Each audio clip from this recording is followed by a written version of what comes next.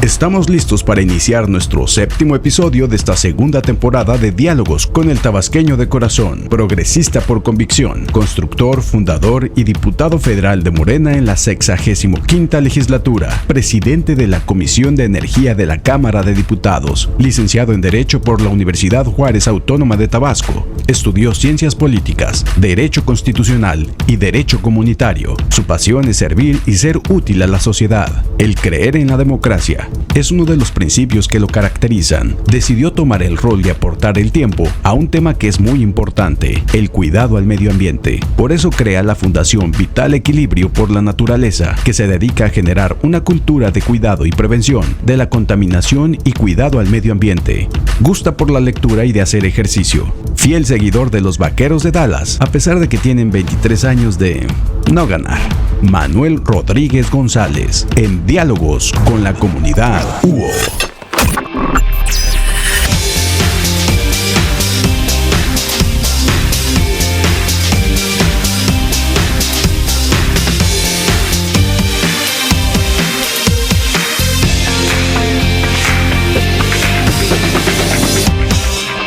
Bienvenidos a esta segunda temporada, nuestro 7º diálogo con la comunidad universitaria. Y el día de hoy tenemos una plática que seguramente va a ser muy interesante, muy productiva, con un diputado federal tabasqueño que representa al 4º distrito electoral de nuestra entidad, Manuel Rodríguez.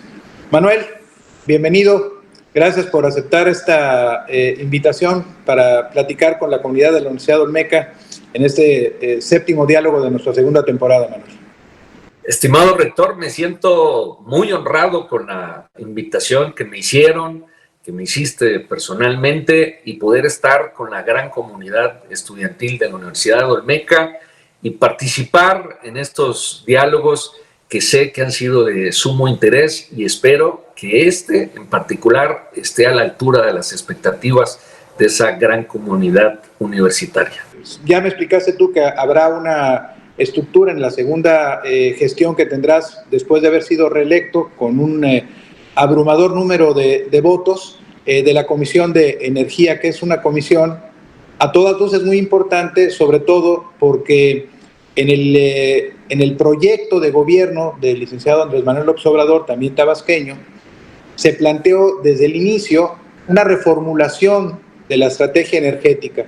Tú has abordado de manera recurrente, que es sobre la soberanía nacional y la seguridad, pero sobre todo porque modificaba de manera sustancial lo que se había logrado en 1938 con la expropiación petrolera y con las modificaciones en aquel entonces a la ley de petróleos, pero también al artículo 27 y 28 constitucionales que durante el sexenio pasado se modificaron, incluso transformando a las dos empresas fundamentales en materia energética descentralizadas, Comisión Federal de Electricidad de Pemex, en empresas productivas del Estado, ¿no?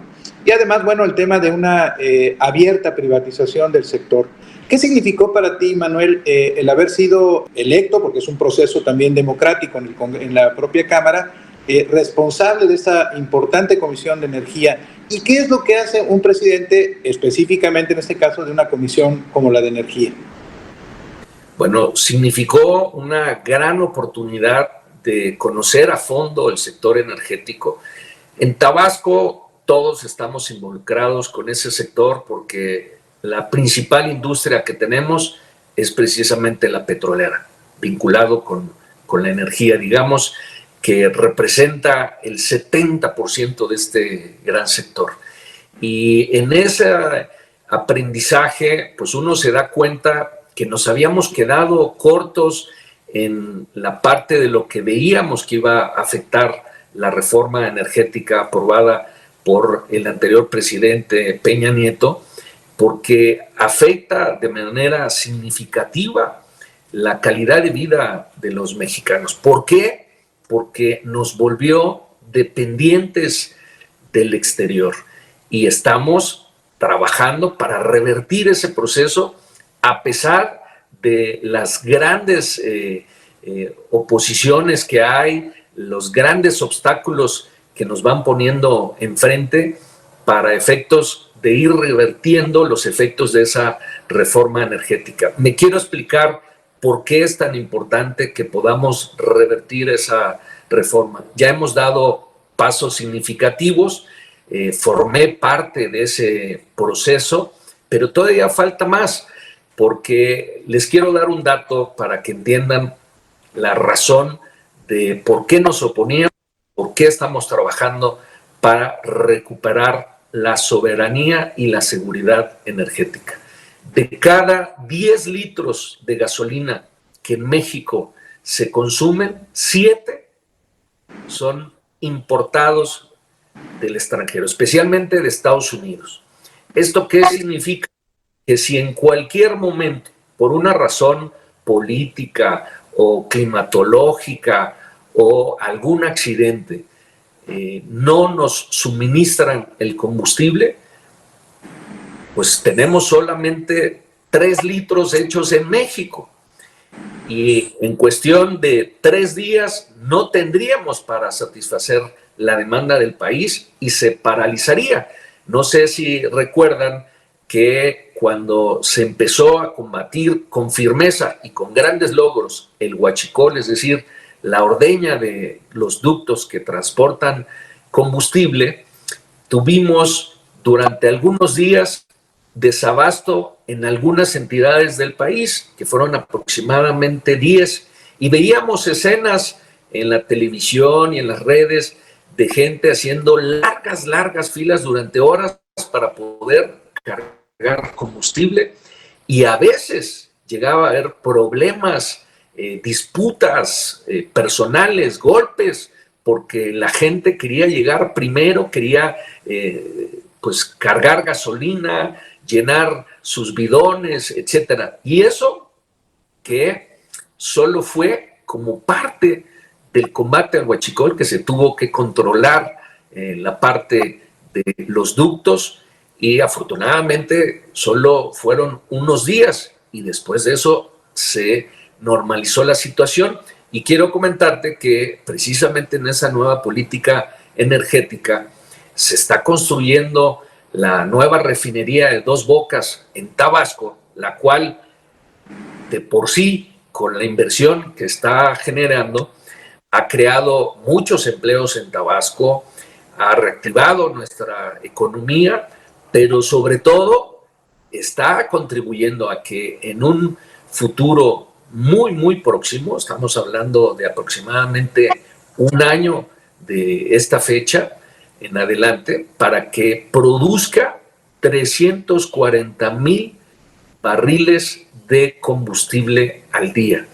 Esto va a permitir que, junto con la modernización y rehabilitación de las 6 refinerías existentes, ya podamos producir en México 7 de cada 10 litros que consumamos. Es decir, solamente vamos a depender en un 30%. Pero además se acaba de adquirir ya el 100% de una refinería ubicada en Estados Unidos que pues estamos todavía actualizando, en el caso del Poder Legislativo, los datos, porque seguramente vamos a lograr que en vez de ese 30% de importación se reduzca todavía ese porcentaje a pues cuando menos un 15% más. Es decir, vamos a estar garantizando combustible mexicano para nuestro país, que eso nos permite ser soberanos y nos permite tener seguridad energética. Y por otro lado, en el tema de energía eléctrica, pues ustedes ya vieron que en el caso de Tabasco se rescató la palabra empeñada de hacer el borrón y cuenta nueva de la deuda histórica que se tenía en la resistencia civil contra la Comisión Federal de Electricidad, y ya tenemos la tarifa 1F, que es la más barata en todo el país. No hay otra más barata. Pero no tan solo eso, sino que con el trabajo que se está haciendo de recuperar la fortaleza de la Comisión Federal de Electricidad, con las reformas que se han impulsado, se va a lograr que en aproximadamente 2 años todas las tarifas, especialmente las comerciales e industriales, bajen y lograrían bajar entre un 40 y 50% del costo actual. Indiscutiblemente, bueno, a partir de, y yo diría que del 1 de julio del 2018, porque las características del presidente López Obrador fue ya como candidato electo, pues empezó a gestar y a gestionar una serie de cambios. Por eso a algunos les llama la atención que cada 1 de julio haga un corte de caja, un informe, pero es que realmente, a diferencia de lo que ocurría en otras administraciones en que esperaban hasta el 1, él empezó a tomar decisiones, a estructurar su gabinete, etcétera. Pero lo que es evidente es que para muchos no ha sido entendible lo que algunos teóricos consideran, otros no, pero que esto no fue un cambio de gobierno, sino un cambio de régimen, y que la forma de hacer las cosas, la forma de disponer esta que tú acabas de ponderar, el trabajar por quienes históricamente habían sido los famosos olvidados de la tierra, pues es la tarea prioritaria. Pero en el tema energético es muy frecuente escuchar a los opuestos a estas estrategias señalar que la tendencia del presidente López Obrador es un retorno, un regreso al pasado, a este tema de un nacionalismo exacerbado, de una visión monopólica del sector energético, y que esto contraviene lo que pues el modelo neoliberal impulsado desde 1985 y que todavía sigue vigente en buena parte de nuestro planeta, considera el tema de que el Estado reduzca su participación y que el sector privado sea el depositario de las actividades fundamentales. En ese sentido, la reforma energética que propone y que ha impulsado el presidente de la República va en otro sentido. ¿Cuál es tu visión al respecto? ¿Por qué defender esta estrategia de soberanía y seguridad nacional a partir de este componente que pareciera, dicen algunos, es un regreso al pasado?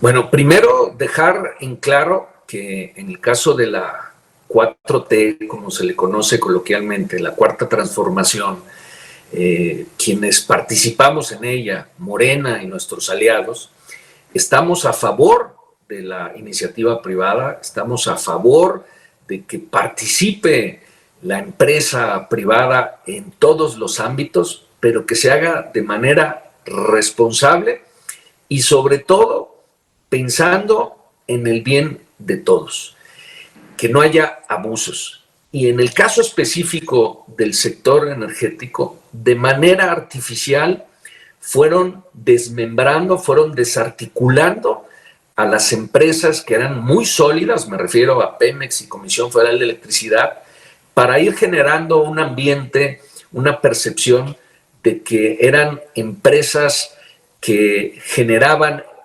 pérdidas, que eran muy corruptas y que no le convenía al país que siguieran siendo los responsables del sector energético.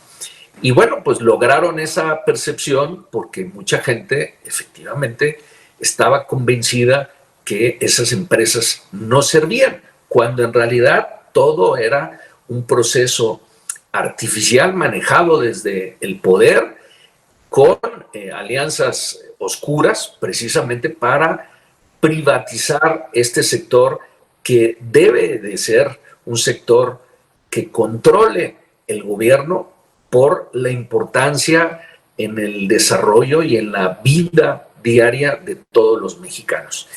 Les voy a poner un ejemplo. En materia eléctrica, hace 20 años, la Comisión Federal de Electricidad producía el 100% de la energía eléctrica que consumimos. 20 años después, solo produce el 52%. El 48% lo está generando la empresa privada.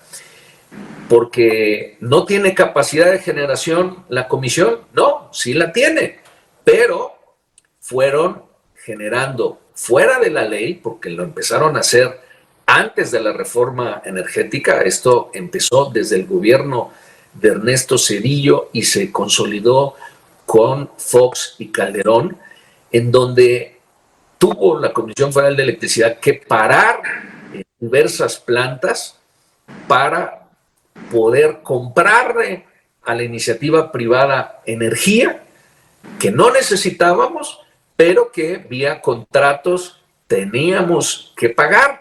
Entonces, para no colapsar el sistema eléctrico, que necesita tener siempre la cantidad de energía eléctrica que consume el país 24 por 24 horas, los 7 días de la semana, los 365 días del año, pues tuvieron que empezar a parar plantas generadoras que finalmente tienen un costo porque hay que pagar personal, hay que darle mantenimiento, y así fueron, ¿sí?, dándole cabida cada vez más a la iniciativa privada en la generación en algo que no necesitábamos. Y a partir de ahí es que empieza el aumento en el costo de las tarifas, cuando lo que supuestamente buscaban era que la competencia bajara el costo de las tarifas. Pero si alguien sabe de cómo se fueron incrementando el costo de las tarifas, somos los tabasqueños, que soñábamos cada vez que recibíamos un recibo de consumo de energía eléctrica. Y como es algo técnico muy complicado de explicar, pues la gente con la defensa a ultranza que hacen los opositores de esa reforma energética utilizan argumentos falaces que se consumen muy fácil por la gente que no tiene un conocimiento profundo de un sector muy complejo y muy especializado. Entonces, ahora que estamos haciendo las reformas, vamos a lograr que en esa libre competencia que existe por el momento en el sector, la Comisión Federal de Electricidad ya no tenga la obligación de comprar esa energía a esas empresas privadas, sino que pueda echar a andar sus plantas nuevamente al 100%, incluso crecer todavía en más plantas de generación, incluyendo todas las matrices. ¿A qué me refiero? A seguir desarrollando parques solares, eólicos, también plantas de ciclo combinado que funcionan con gas natural, que aunque es un hidrocarburo, consume, más bien, contamina 90% menos que las que funcionan con diésel o con combustible. Por cierto, quiero comentarles que en ese compromiso que tenemos de generar energía limpia y barata, de aquí al 2024 se van a cerrar todas las plantas que funcionan con combustóleo y van a ser sustituidas por este mix energético que, como ya mencioné, va a seguir incluyendo el aumento de la energía solar y la energía eólica. ¿Por qué no entramos a sustituir por completo ese componente energético por las renovables, especialmente eólicas y solares? Porque, como bien saben muchos de los estudiantes que nos están viendo y escuchando en este momento, son energías intermitentes, es decir, no generan energía las 24 horas del día, porque pues el sol sale y brilla durante algunas horas en el día, pero durante la noche no se produce energía. Alguien tiene que producir energía para compensar lo que deja de generar esa fotocelda solar. En el caso de las eólicas, pues también es lo mismo. El viento no sopla las 24 horas del día, ni tampoco con la misma intensidad. Entonces tiene que haber una planta de respaldo, y esa planta de respaldo tiene que ser con una fuente energética tradicional. Básicamente, en el caso de lo que estamos hablando, se buscará que sean las hidroeléctricas, que esas son totalmente limpias, o en su defecto las de ciclo combinado con gas natural, que, como ya dijimos, afortunadamente su nivel de emisiones es 90% menor a las de los otros hidrocarburos. Y de esta forma pues en la libre competencia se irá fortaleciendo la capacidad de generación de la Comisión Federal de Electricidad, pero especialmente lograremos que las tarifas vayan bajando gradualmente para llegar a, como mencioné hace un momento, a una disminución de quizá hasta el 50%. Hoy lo que diríamos, me parece una paradoja, es que los opuestos a esta, diríamos, reforma de la reforma energética señalan ese deseo de volver al pasado cuando es evidente que estas dos áreas importantes, la eléctrica y la de energías, en este caso de recursos fósiles, fueron utilizadas en un momento para el desarrollo y el impulso. Y a mí me llama también la atención que las calificadoras, que a veces creo que son más bien descalificadoras, se empeñen en señalar esta situación indiscutible, ¿no? De Pemex, de una situación financiera compleja, pero que deriva precisamente de lo que tú comentas, ¿no? Se empeñaron, y la reforma energética del sexenio pasado fue el punto clave, en acabar con una empresa de los mexicanos que tenía el compromiso de la soberanía y la seguridad energética. ¿Cuál es tu punto de vista al respecto, Manuel?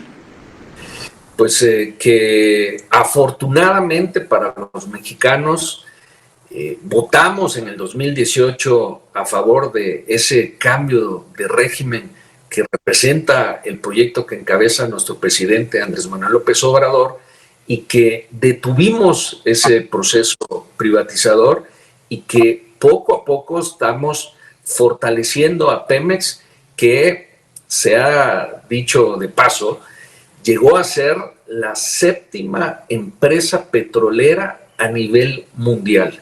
A pesar de todo el daño que le han hecho en los últimos 30 años previo a la llegada de la Cuarta Transformación, Pemex hoy ocupa el lugar número 3, es decir, sigue siendo fuerte, pero como todo que es un proceso, pues toma tiempo, y sanear a esta empresa después del saqueo y esas condiciones desventajosas en las que lo pusieron a operar y a competir en un mercado que, para quienes están en la industria petrolera, saben que es muy duro, que lo podríamos calificar de rudo y a veces hasta salvaje en su nivel de competencia, pues fueron generando un debilitamiento de esa empresa que, como bien señalabas, mi estimado rector, fue fuente de desarrollo para este país, fue la base de ese conocido mundialmente como el milagro mexicano, y como si estuviéramos locos, como si tuviéramos un gen suicida, pues empezamos a debilitar de manera artificial la empresa y la fuimos bajando, complicando su situación al grado de lo que llegamos a tener en 2018, que ya mencionaba yo, la dependencia en materia de combustibles del exterior, porque hablé de gasolinas, pero lo mismo sucede en diésel, lo mismo sucede en gas. Teniendo tanta riqueza en el subsuelo, pues resulta que lo estábamos importando todo. Quiero comentarles que hace 15, 18 años producíamos arriba de 3,5 millones de barriles diarios, y cuando entrega Enrique Peña Nieto la administración ya había caído a 1,800,000 barriles. Imagínense, nos fuimos prácticamente a la mitad. ¿Por qué? ¿Porque se acabó el petróleo? No, tenemos petróleo para más de 100 años, tenemos grandes reservas, pero lo que fueron haciendo fue precisamente debilitar artificialmente la empresa para que todos dijéramos: ¡qué bárbaro! Nos está llevando al caos esa empresa. Estoy de acuerdo en que mejor sea la iniciativa privada quien esté al frente. Y lo que pues estábamos haciendo era precisamente volvernos dependientes, perder esa soberanía energética, y la tan necesaria seguridad energética. Nuestro director del Centro de Competencias, Desarrollo de Competencias Energéticas, Eberto Herrera, me comentaba que Estados Unidos está consumiendo cerca de 60 millones de barriles diarios de combustible, de petróleo. Y además me dice, bueno, si los automóviles se convirtieran en eléctricos, las partes que utilizan los automóviles, plásticas, las llantas, todos esos requieren de hoy todavía sucedáneos del petróleo, que en la petroquímica secundaria se producen. Esta visión, ¿cómo la contradecirían desde la óptica, ¿no?, de esta cuarta transformación, en el sentido de que acusan al presidente de la República de estar amarrado a un proyecto energético disociado con el contexto externo? Bueno, primero, coincidir con todos en que necesitamos cuidar nuestro medio ambiente. El planeta Tierra es nuestra casa común y entre todos la estamos acabando. Eso es indudable. Tenemos que revertir ese proceso de contaminación. Sin embargo, a cómo funciona este mundo, todos los países del mundo se mueven precisamente gracias a la industria de hidrocarburos. Y eso no va a acabar en un periodo corto. Los especialistas dicen que la transición energética se llevará cuando menos 50 años. ¿Eso qué quiere decir? Que los países productores de petróleo y sus derivados lo van a seguir haciendo de manera constante. Lo que se tiene que hacer es ir avanzando en esa transición energética. Y como bien señalabas, mi estimado rector, es un discurso de los opositores para tratar de hacer quedar mal a México, al gobierno de México, al gobierno actual. ¿Por qué? Porque si vemos lo que están haciendo grandes países desarrollados, siguen aumentando su producción de petróleo, siguen construyendo refinerías, siguen construyendo grandes plantas eléctricas, carboeléctricas, también algunas que funcionan con diésel o con combustóleo, etcétera.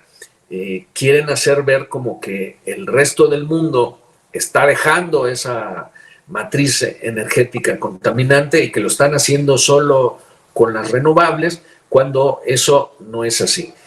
Los acuerdos de París y todos los acuerdos internacionales encaminados a reducir las emisiones contaminantes y lograr evitar que aumente el calentamiento global son compromisos políticos, morales, pero no son legales. Tan es así que la mayoría de los países no han cumplido con sus compromisos. Y cuando digo los países, me estoy refiriendo a los grandes países que son los que verdaderamente contaminan. ¿Qué justificación hay para esta refinería que se está desarrollando en nuestro territorio? En contribuir a la soberanía y a la seguridad energética. Es decir, producir aquí, en nuestro suelo mexicano, lo que vamos a consumir. Y bueno, mencionaba que van a ser 340,000 barriles diarios.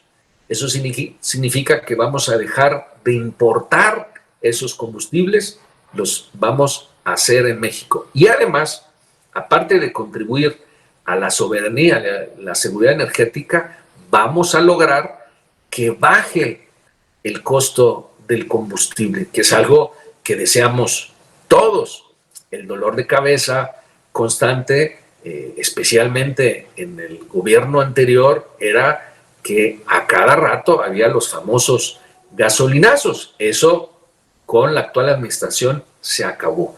Lo que hay, sí, es que de repente aumenta el precio internacional del petróleo y pues como seguimos importando, porque todavía estamos en el proceso de revertir esa dependencia energética, pues lo tenemos que pagar, ¿sí?, más caro, y por lo tanto si el producto ya es más caro, pues se tiene que recuperar ese costo. De otra manera, tendría que subsidiarse, y los subsidios, como bien saben, pues significa recursos del erario y recursos que puedes utilizar para el sector educativo, o el sector salud, o el sector de seguridad pública, que son tan importantes todos estos, pues les vas a tener que quitar recursos para subsidiar acá.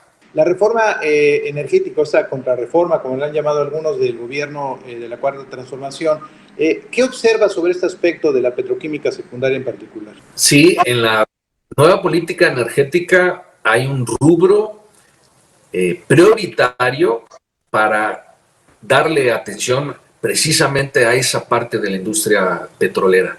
Hay proyectos ya en marcha para desarrollarlo, hay que decirlo, de manera conjunta, es decir, en cooperación entre el Estado mexicano a través de la empresa productiva Pemex y la iniciativa privada.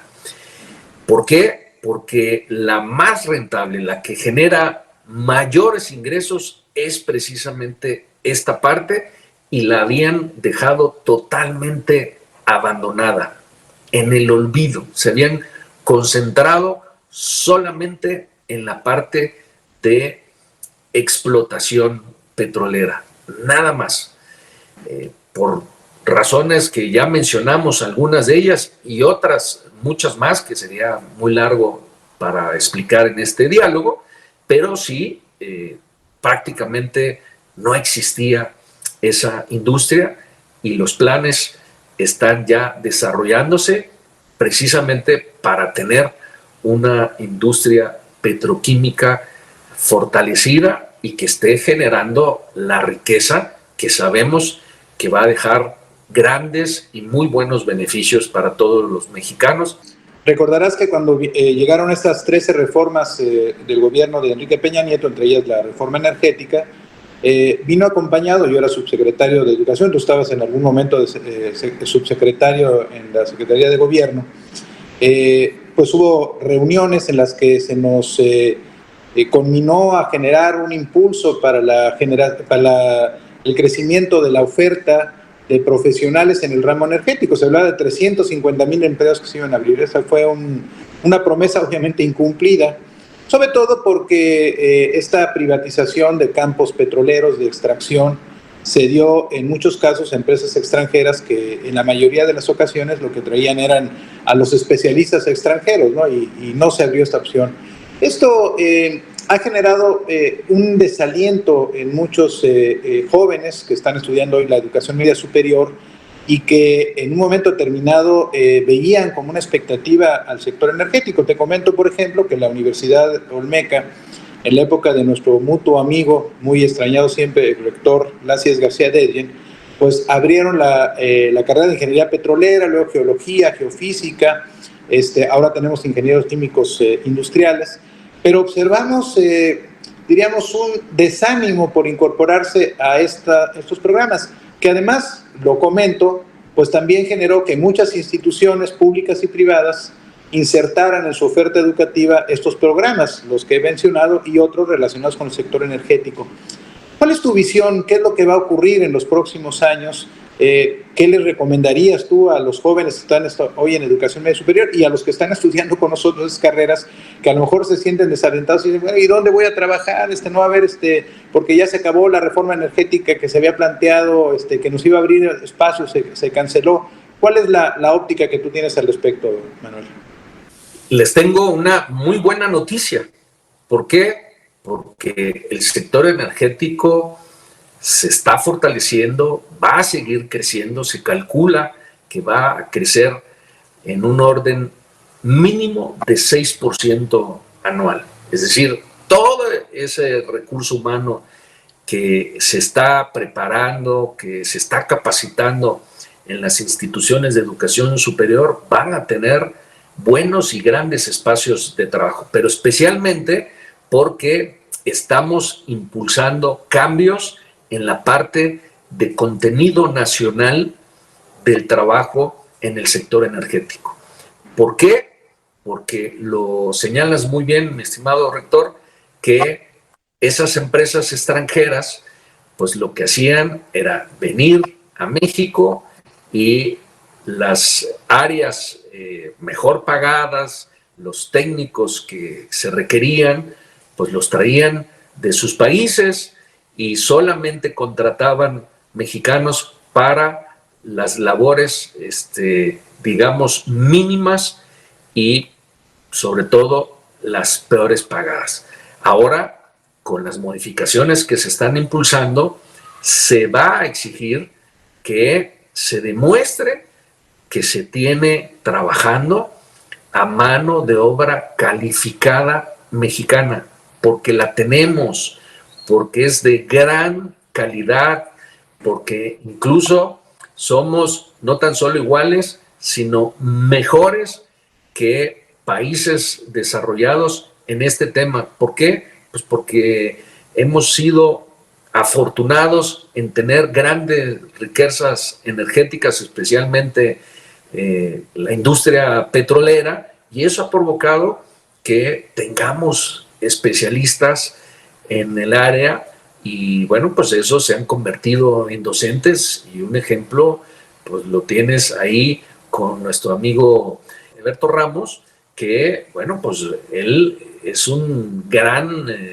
yo le llamo científico, que pues se formó en Pemex. Esos cambios en contenido nacional nos van a permitir que cada vez sea más común que la oferta de empleo se la hagan a nuestros mexicanos egresados de las universidades, y ejemplo de la Universidad Olmeca. Manuel, muchas gracias. Podemos seguir platicando mucho tiempo. Espero que sea solamente una interrupción y que más adelante podamos tener estos otros diálogos que, como prometiste, cuando las condiciones de esta pandemia nos permiten hacerlo ya de manera presencial, puedas venir a platicar con nuestros estudiantes de todas las carreras, porque, insisto, lo comentaba con Leonel Magaña, al que le mando también un abrazo afectuoso, es necesario que los ciudadanos conozcamos a fondo lo que hacen nuestros legisladores, ¿no? Se ha creado una, creo, inadecuada por algunos, ¿no? Que la verdad sí no han rendido lo que quisiéramos, pero la gran mayoría de los legisladores, senadores y diputados están haciendo un trabajo muy importante en ese proyecto de transformación. Como bien lo dijo el presidente de la República ahora recientemente en Sonora, ya terminaron los procesos electorales, ahora hay que trabajar, darle la vuelta a la página. Y las divergencias, bueno, existen. En una democracia pues no se requiere la unanimidad, y creo que sería lo conveniente, pero obviamente que todos depongamos las armas para poder trabajar a favor de la transformación que quiere México, que todos queremos, para este país que tiene tan enormes probabilidades de desarrollo. Y el sureste, mi estimado Manuel, que tú estás defendiendo de manera muy importante, que tiene que ser punta de lanza de la transformación en los próximos años por venir, sobre todo por la enorme cantidad de recursos energéticos, los petrolíferos, los eólicos. Bueno, ahora también el presidente de la República acaba de anunciar la creación de esta empresa Gas Bienestar, que también será muy importante para hacer llegar gas a precios accesibles para la población. Y sobre todo este recurso del cual hablaremos, si te parece, en otra ocasión, que es el agua, ¿no? Ese derecho al agua, del que hoy se está convirtiendo también en un tema que seguramente pronto será inserto en el artículo 1 de la Constitución, ¿no? Como el derecho al agua como un factor fundamental, y que sin lugar a dudas, como fueron los energéticos factor de guerras durante los últimos años, pues el agua será un factor también en la geopolítica internacional. Les mando un abrazo muy afectuoso a todos, mis respetos, mi consideración, y desear que la Universidad Olmeca siga creciendo y sigan egresando grandes profesionales que requiere México, que requiere Tabasco, y sé que en esa labor pues están muy bien guiados por ti, mi querido Emilio Di Gártua, y pues nuevamente un saludo muy afectuoso para todos ustedes. Pues les damos las gracias a todos los que nos acompañaron en este diálogo, el episodio 7, segunda temporada de Diálogos con la Comunidad Olmeca. Muchas gracias por estar con nosotros, y les pedimos que sigan a través de las redes estos diálogos que tienen como propósito contribuir al entendimiento de estos grandes problemas nacionales que existen, pero que tienen obviamente vías de solución si todos participamos. Hasta la próxima y muchas gracias.